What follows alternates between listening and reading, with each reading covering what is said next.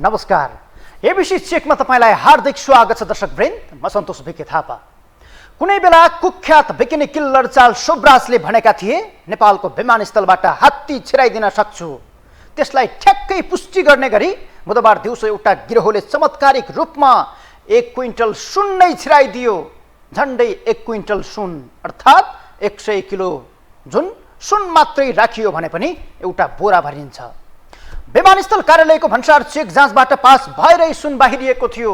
जब सुन विमानस्थलबाट बाहिरिएर पनि सिना मङ्गल पुगिसक्यो, त्यति बेलासम्म पनि विमानस्थल कार्यालयलाई आफ्नै जाँच पासलाई चकमा दिएर 100 किलो सुन बाहिरिएको पत्तो थिएन, किनकि यही मिलेमतो थियो। मिलेमतो नभई यो परिमाणको सुन विमानस्थलबाट कटाउन सम्भव नै थिएन। तर विशेष सूचनाका आधारमा अपरेसन थालेको राजस्व अनुसन्धान विभागको टोलीले सिना मङ्गलमै सुन बोकेर कुदिरहेको ट्याक्सीलाई नियन्त्रणमा लियो। त्यसपछि अहिले तरङ्ग मच्चिएको छ। कुनै बेला 33 किलो सुन यही विमानस्थलबाट छिराएपछि गोरे पक्राउ परेका थिए। उनी अहिले जेलमा छन्। तर गोरे यो धन्दाका शेर थिए भने गोरे भन्दा पनि सवा शेर निस्किएर 100 किलो सुन छिराउनका लागि यति बेला एउटा गिरोह यहाँ सक्रिय बनेको छ। आखिर कसरी समातियो सुन? कोसँग जोडिएको छ गिरोह? के गृहमन्त्रीमाथि पनि प्रश्न उठ्छ? विमानस्थल कार्यालय र सुरक्षा निकाय कसरी भयो उनीहरू बीच सेटिङ?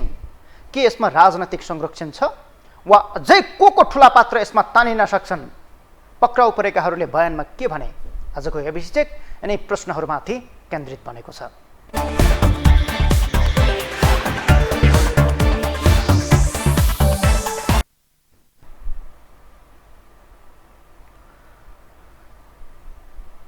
दर्शकवृन्द, 100 किलो सुन नै बिना कुनै अवरोध विमानस्थलको चेक जाँच पास भएर सहजै बाहिरिएको छ। नेपालको सुन काण्डमा यो नयाँ काण्डका रूपमा यति बेला देखिएको छ। यो निकै तरङ्गित घटनाका रूपमा आज मात्रै सार्वजनिक भएको छ। यो घटनामा 100 किलो सुन अर्थात् 1 बोरा, त्योभन्दा पनि धेरै सुन कुनै एउटा गिरोहले विमानस्थलकै प्रयोग गरी नेपाल ल्याएको छ र त्यो सुन नेपालबाट ट्रान्जिट हुँदै विभिन्न मुलुकमा पठाउने र त्यसमध्ये पनि भारतलाई केन्द्रित बनेर यो सुन ल्याइएको भन्ने खालको जानकारी यति बेला बाहिरिएको छ। दर्शकवृन्द, झन्डै 1 किलो सुन भनेको सानो परिमाण होइन। यो परिणामको सुन यसअघि विभिन्न खण्डमा आएको थिएन। झन्डै 100 किलो सुन नै कुनै अवरोध बिना विमानस्थलको चेक जाँच पास भएर सहजै रूपमा बाहिरिएको घटनाले तरङ्ग ल्याउनु स्वाभाविक बनेको छ। किनकि यही विमानस्थल हो जहाँ विदेशमा मजदुर गर्न गएका आम नेपाली 2वटा फोन बोकेर फर्किँदा भयङ्कर चेक जाँच हुन्छ। आधा सामान निकालेर फ्यालिन्छ, केरकार गरिन्छ, दुःख दिइन्छ। तर त्यही विमानस्थलबाट झन्डै 1 अर्बभन्दा बढी मूल्यको सुन सहज तरिकाले बाहिरिएको छ। यो त्यत्तिकै सम्भव भएको होइन। यसका पछाडि निकै ठुलो गिरोह सक्रिय छ।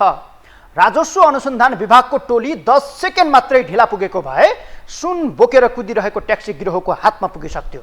त्यसपछि त्यही सेटिङकै आधारमा खुल्ला सीमा हुँदै भारतसम्म लैजाने तयारी थियो। तर विमानस्थलको भुइँ छोडेर सिनामङ्गल पुगिसकेको ट्याक्सीलाई, सुनलाई राजस्व अनुसन्धान विभागको टोलीले कर्याप्झ्याप पारेपछि अहिलेसम्मकै इतिहासमा सबैभन्दा ठुलो अनुपातको सुन बरामद भएको हो। यसलाई राजस्व अनुसन्धान विभागले आफ्नो सफलताका रूपमा व्याख्या गरेको छ। एयरपोर्टबाट तस्करी हुने गरेको अर्थात् त्यो मार्गबाट आउने गरेको भन्ने हामीसँग विभिन्न खालका सूचनाहरू थिए। त्यो सूचनाहरूलाई सङ्कलन गर्दै ती सूचनाहरूको आधिकारिकता र त्योभित्रको एउटा वास्तविक तथ्यसम्म पुग्दै हामीले आफ्नो अपरेसनलाई जारी राखेका थियौँ। त्यस पहिले चाहिँ त्यो गेटमै बस्ने, कहिले काहीँ गेटभन्दा बाहिर बस्ने, अलि पर बस्ने, कहिले सानो सङ्ख्यामा जाने, कहिले ठुलो सङ्ख्यामा जाने, कहिले नजिकैबाट हेर्ने, कहिले परबाट हेर्ने, अनुसन्धानका विभिन्न चरणहरू गर्दै गएपछि हामीले त्यो पक्राउ गर्न सफल भयौँ।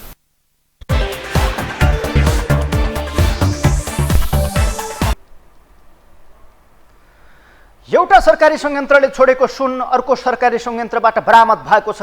अझ भनौँ, गृहमन्त्री नारायण काजी श्रेष्ठ माताहतको नेपाल प्रहरी र भन्सार विभागका कर्मचारीको चेक जाँचबाट पास भएको सुन प्रधानमन्त्री पुष्पकमल दाहाल प्रचण्ड माताहतको राजस्व अनुसन्धान विभागले बरामद गरेको छ। के यसले गृहमन्त्री नारायण काजी श्रेष्ठमाथि प्रश्न उठाउँदैन? यस विषयमा चर्चा गर्नु अघि यो प्रकरणलाई अझ नजिकबाट बुझौँ। त्रिभुवन विमानस्थल जब त्यहाँबाट अवैध सुन छिर्छ तब एउटै व्यक्तिको अनुहार मानसपटलमा घुम्छ। त्यो हो गोरे। चुडामणि उप्रेती गोरे सेन्ट्रल जेलको गोल घेरामा कैद रहेकै बेला उनलाई पनि मात खुवाउने अर्को सुनकाण्ड सार्वजनिक भएको छ। 4 वर्षसम्म नेपालमा सङ्गठित रूपमा सुन तस्करीको र्याकेट चलाएका गोरेको धन्दालाई समेत ढाक्ने गरी बुधबार 100 किलोभन्दा बढी अवैध सुन बरामद भएपछि सङ्घीय राजधानी काठमाडौँ तरङ्गित बनेको छ। यसअघि तस्करीका शेर गोरेले भरिया प्रयोग गरी सुन भित्राउने गरेका थिए, तर बुधबार बरामद भएको सुन सिधै कार्गो मार्फत हङकङबाट काठमाडौँ आएको हो। सुन तस्करीमा शेर देखिएका गोरेभन्दा अर्को सवा शेरले तस्करले जेलमा रहेका गोरेलाई समेत जिब्रो टोक्ने बनाएका छन्। यो गोरेपछिको सबैभन्दा ठुलो कालो धन्दा हो। उपकरण प्रहरी र कर्मचारीको चौघेराबाट 1 क्विन्टलभन्दा बढी सुन तस्करी भएको छ। बुधबार मात्रै भएको सुन नेपाली इतिहासमा अहिलेसम्मकै ठुलो काण्डका रूपमा स्थापित भएको छ।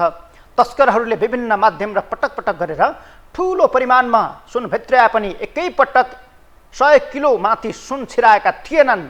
सोमबारबाट विमानस्थलमा नयाँ रेकर्ड दर्ज भएको छ। सुन छिर्छ भन्ने कुरा पटक पटक पुष्टि भए पनि 100 किलो माथि पनि छिर्छ भन्ने रेकर्ड बनेको थिएन। यो देशका लागि विडम्बनापूर्ण अवस्था बनेको छ।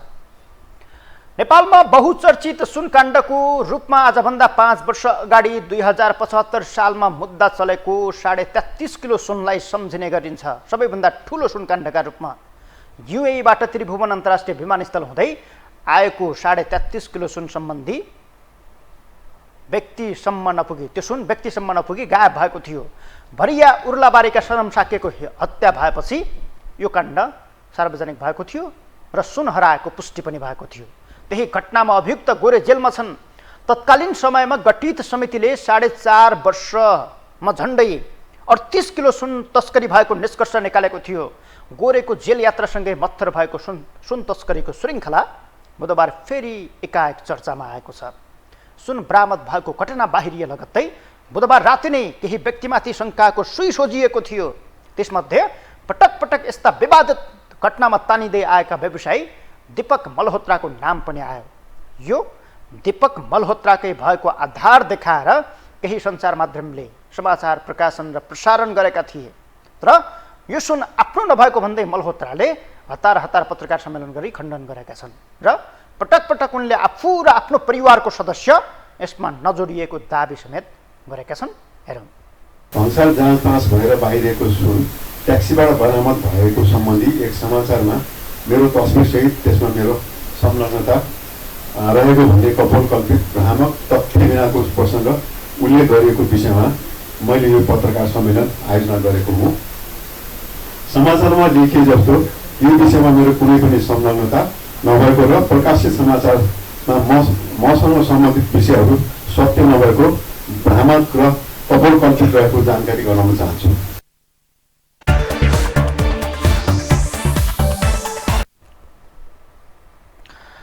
शङ्काकै बीच मल्होत्राले पत्रकार सम्मेलन गरी आफूलाई चोख्याएपछि धेरैले चोरको खुट्टा तान भन्दा आफ्नै खुट्टा तानेको अर्थमा समेत विश्लेषण गरेका छन्। मुख्यतः उनले पत्रकार सम्मेलन गर्नुका 2 कारण हुन सक्छन्। त्यसमध्ये पहिलो, उनी पुरापुरो यसमा निर्दोष छन् र दोस्रो, उनी कतै न कतै दोषी भएकै कारण नाम आएपछि हतार हतार आफैलाई बचाउन केन्द्रित बनेका हुन्। यसले उनलाई तत्काल पक्राउ पर्नबाट बचाउन सक्छ। प्रहरीले अझै बलिया प्रमाण सङ्कलन गर्नुपर्ने हुन सक्छ। तथापि आज मात्रै यसमा 6 जना पक्राउ परेका छन्। उनीहरूलाई अदालतबाट 10 दिन हिरासतमा राख्न अनुमति लिएर अनुसन्धान सुरु भएको छ। त्यसमध्येका एक हुन् चिनिया नागरिक, उनको नाम हो लिङचुवान। उनलाई नेपाल छोडेर उड्ने तयारीमा रहेकै अवस्थामा विमानस्थलबाट पक्राउ गरिएको हो। उनी 7 महिना अघि नेपालमा बिजनेस भिसामा आएका थिए र अहिलेसम्म बसिरहेका थिए। भिसाको म्याद सकिन 22 दिन मात्रै बाँकी रहेका बेला भाग्न खोजेपछि उनी पक्राउ परेका हुन्। उनलाई कतिले सुनको मालिक पनि भनेका छन्, तर सुनको मालिक र असली गिरोहको नायक को हो खुलेको छैन।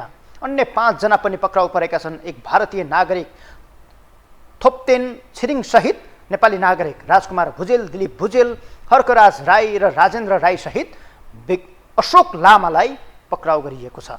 तर उनीहरूले आफूलाई भरियाको रूपमा मात्रै चिनाएका छन्।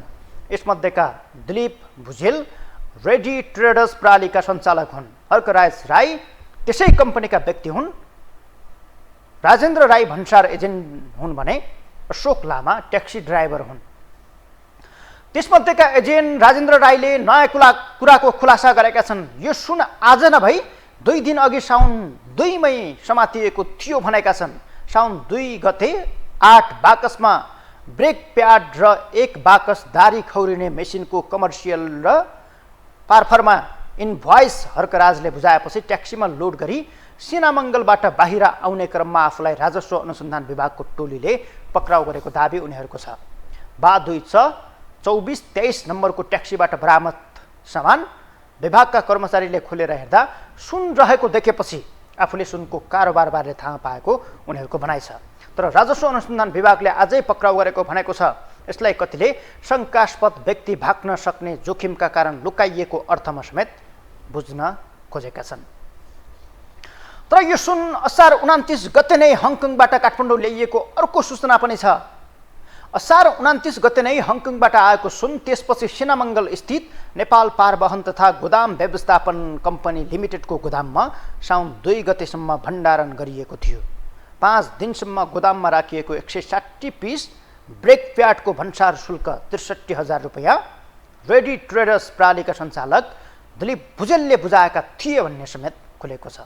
सबै कुराको तारतम्य मिलाएर तस्कर समूहले सुनसहितको ब्रेक प्याड ट्याक्सीमा हालेर त्रिभुवन विमानस्थल कार्गो परिसरबाट मूल सडकमा निस्किएपछि राजस्व अनुसन्धान विभागको टोलीले साउन 2 मई नियन्त्रणमा लिएको थियो।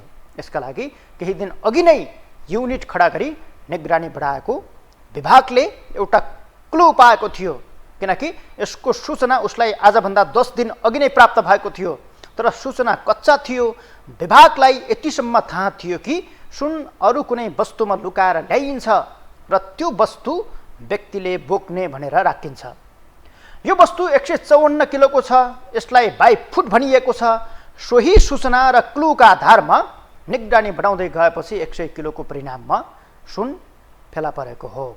तर सुन 100 किलो भनिए पनि अझै विमानस्थलमा थप 100 किलो सुन हुन सक्ने आशंका समेत गरिएको छ। त्यसका लागि खोजी कार्य पनि जारी राखिएको छ। बरामद भएको सुन अझै राष्ट्र ब्याङ्कको टक्सार महाशाखामा लिएर जोखिएको छ। सुन स्कुटरको ब्रेक सु सहित 155 किलोको छ। सुन मात्रै कति छ अझै यकिन भएको छैन। ब्रेक सुको तौल लिएको टक्सार विभागले अझै सुनको मात्रै तौल किन लिएको छैन। साउन 2 मा बरामद गरिएको सुन आज सार्वजनिक हुनु र सुनको पनि एकिन तौल अझै बाहिर नआउनुमा प्रश्न गर्न सकिएला। किनकि विगतमा बरामद भएका कतिपय सुन पुग्दा पुग्दै पित्तल बनेको इतिहास छ। पटक पटक तस्करीका घटना दोहोरिँदा समेत सुरक्षा निकायले चकमा खाइरहनुका पछाडि पनि के कारण हुन सक्छ? अहिले यो फेरि खोजीको प्रश्न बनेको छ। तस्करलाई राजनैतिक संरक्षण रहनु पनि मुख्य कारण रहेको विज्ञहरू बताउँछन्। किनकि नेता पार्टी र चुनावमा समेत त्यस्ता व्यक्तिले लगानी गर्ने गरेको र यही संरक्षणकै कारण तस्करी मौलाएको बुझाइ पूर्व सुरक्षामा रहेका जानकारहरू र पूर्व सुरक्षाविदहरू अहिले बताइरहेका छन्। यदि तपाईँको प्रोडक्सनमा दिएको भए पोलिटिसियनसँग नजोडेको व्यक्तिहरू नभएको भए तपाईँले हेर्नु भएन यो 33 किलो सुनको छानबिनको प्रतिवेदन अहिलेसम्म किन पब्लिक गरेको छैन भन्नुहोस् त। नम्बर 1 कुरा।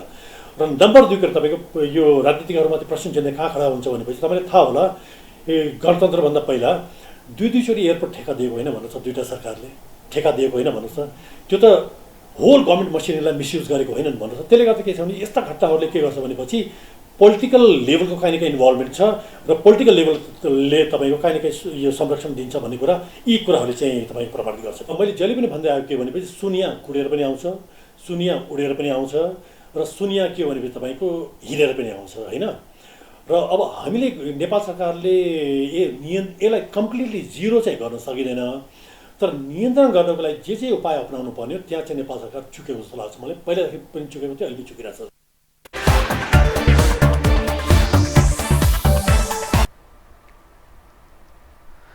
तर सबैभन्दा ठुलो प्रश्न विमानस्थलबाट सही सलामत यो सुन कसरी बाहिर आयो भन्ने नै हो, किनकि यसमा विमानस्थल कर्मचारीदेखि सुरक्षामा खटिएका प्रहरीसम्मको मिलेमतो हुनुपर्छ। यसलाई राजस्व विभागको गोप्य अनुसन्धानले समेत पुष्टि गर्छ, किनकि यस्ता घटनाहरूमा प्राय विमानस्थल प्रशासन, सुरक्षा निकाय र भन्सार विभाग बीच समन्वय हुने गरेको थियो। तर यसपटक अनुसन्धान विभागले विमानस्थल प्रशासन र सुरक्षा निकायलाई जानकारी नदिई अनुसन्धान गरेको हो। उसले यस्तो सूचना प्राप्त गरेको थियो कि जसले यो अपरेसन राजस्व अनुसन्धान विभाग एक्लैले गर्नुपर्ने जानकारी प्राप्त भएको थियो। सोही बमोजिम गर्दा मिसन सफल पनि भएको छ। तर विमानस्थल सुरक्षा प्रशासन निकायमाथि प्रश्न उठेको छ। तथापि आज मात्रै भन्सार विभागले जाँच पासमा सहभागी कर्मचारीहरूलाई निलम्बनको सिफारिस गरेको छ, जहाँ अधिकृत रमेश चन्द र कुमार ढकाल थिए। भन्सार जाँच पासमा जाँचकी र तोकिएको अधिकृत पूर्ण रूपमा जिम्मेवार हुन्छन्। जाँच पासको सामान बाहिर लैजाने गेट पास पनि जाँचकीले बनाउनुपर्छ। अहिले भन्सार विभागले घटनामा दोषी भए त्यसलाई छानबिन गर्नका लागि समिति बनाएको छ। विभागको अनुसन्धान शाखा निर्देशक रहेका मानबहादुर पौडेलको नेतृत्वमा 7 सदस्यीय छानबिन समिति गठन भएको छ, जसले उनीहरूमाथि अनुसन्धान गरी अझै वास्तविकता बाहिर ल्याउनेछ। तर विगतदेखि नै भाडाका भरिया पक्राउ पर्ने र नाइकेदेखि मालिकसम्म अनुसन्धानमै नपुगी बीच बाटोबाटै बिट मारिएका उदाहरणहरू प्रशस्तै छन्। नेपालमा वैध रूपमा मात्रै पछिल्लो 8 वर्षमा 2 खर्ब 35 अर्ब 45 करोड 20,43,000 रुपियाँ बराबरको सुन भित्रिएको छ। भन्सार विभागका अनुसार उक्त रकममा 39,915 केजी सुन नेपाल भित्रिएको देखिन्छ। यो वैध तथ्याङ्क मात्रै हो, तर तस्करीका रूपमा अवैध तरिकाले भित्रिने सुनको परिणाम र मूल्य असङ्ख्य छ। पछिल्लो 9 वर्षमा 650 किलो सुन र 706 जना पक्राउ परेका छन्। सबैभन्दा धेरै आर्थिक वर्ष 2075-76 मा 200 किलो भन्दा बढी सुन पटक पटक गरी बरामद गरिएको थियो। जति बेला 58 जना पक्राउ परेका थिए। सबैभन्दा कम गत आर्थिक वर्षमा 10 किलो सुन र 51 जना पक्राउ परेका छन्। भर्खरै मात्र माओवादीका उपाध्यक्ष कृष्णबहादुर महराका बाउ छोरा नै यसमा मुछिएका छन्। यो पटक पनि पक्राउ परेकाबाट थप रहस्य खुल्ने विश्वास राजस्व अनुसन्धान विभागले लिएको छ।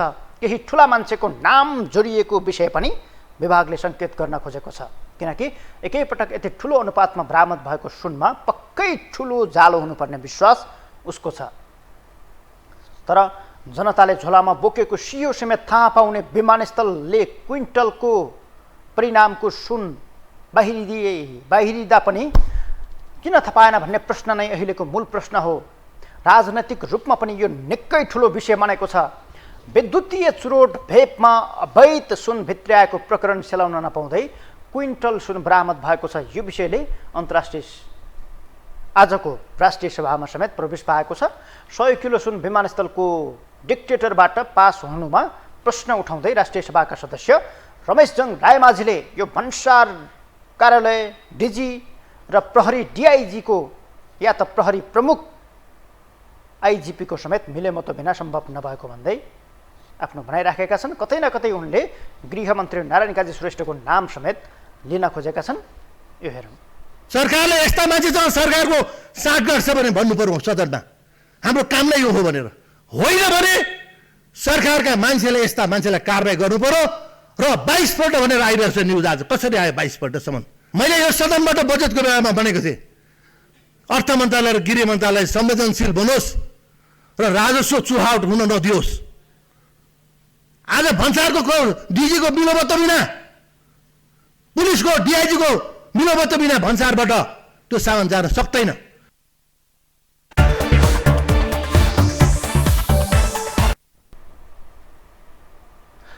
राजस्व अनुसन्धान विभागले सुनमा छापा हानेको बाहिर हल्ला फैलिसक्दा समेत सुन आएको बारे त्रिभुवन विमानस्थल कार्यालय र विमानस्थलको सुरक्षा कार्यालय भने बेखबर नै थियो। मन्त्रालयगत रूपमा हेर्ने हो भने भन्सार कार्यालय अर्थ मन्त्रालयको माताहतमा पर्छ भने सुरक्षाको जिम्मा गृह मन्त्रालय अन्तर्गतको हो। तर क्विन्टलकै परिमाणमा सुन तस्करी भएको यो चाहिँ प्रधानमन्त्री कार्यालयको माताहतको विभागले, त्यो पनि प्रधानमन्त्रीकै निजी सचिवालयमा रहेका नवराज ढुङ्गाना महानिर्देशक रहेको राजस्व अनुसन्धान विभागले समातेको हो। यसर्थ यस विषयमा प्रधानमन्त्री पुरापुर जानकार थिए, तर गृहमन्त्रीलाई पत्तो समेत भएन। अर्कोतर्फ विमानस्थलबाट सुन तस्करी हुने गरेको यो नै नयाँ घटना भने होइन। 2079 पुस 10 मा चीनबाट ल्याएको सुन त्रिभुवन विमानस्थलमा सेटिङमा बाहिरिएको थियो।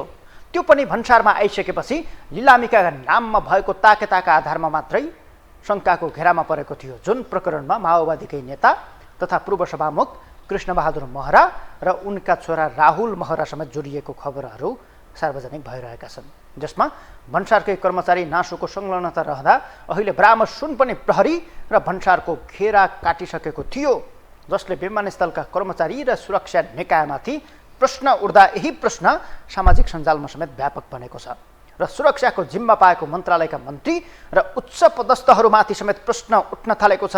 एकपटक यो पनि हेरिहालौँ। भर्खरै समातिएको करिब 1 क्विन्टल सुनको बारेमा पूर्व सभामुख र गृहमन्त्रीको समेत नाम जोडिएर समाचारहरू आएका छन्। सुन भित्र्याउँदा मोटरसाइकल र स्कुटरको ब्रेक सु भनेर भन्सार भएको छ। यो 1.5 महिना यही प्रक्रियाबाट 4-5 पटकसम्म भित्रिएको भन्ने सुनिएको छ। अब निष्पक्ष छानबिन हुन्छ भनेर विश्वास गर्ने ठाउँ छैन, हेर्न बाँकी छ। यो प्रश्न राख्न चाहन्छु।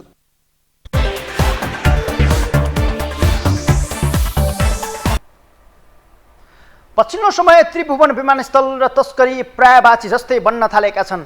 तस्करीको अखडा नै विमानस्थललाई बनाउन थालिएको छ।